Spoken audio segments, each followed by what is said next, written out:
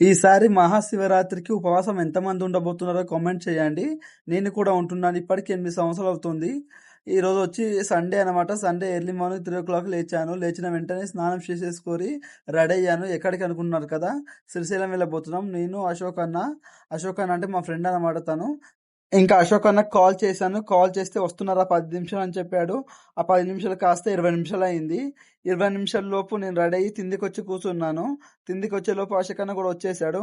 అక్కడి నుంచి బండ్లగూడకి వెళ్ళాము. బండ్లగూడకి ఎందుకు అనుకున్నారు కదా, బండ్లగూడలో మా ఇంకా ఇద్దరు అన్న వాళ్ళు వస్తున్నారు.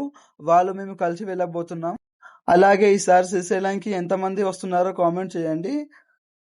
అలాగే ఉపవాసం అంటే ఏంటో కూడా మీరు ఒకసారి కామెంట్ చేయండి. మీకేం తెలుసో మీరు కామెంట్ చేయండి. అయితే ఎర్లీ మార్నింగ్ 4:00 స్టార్ట్ అయితే 300 కిలోమీటర్స్ మేము 1 గంటలకు రీచ్ అయ్యామన్నమాట బండి మీద. ఇదే మ్యాప్ చూడండి. సబ్స్క్రైబ్ చేసుకోండి. బాయ్.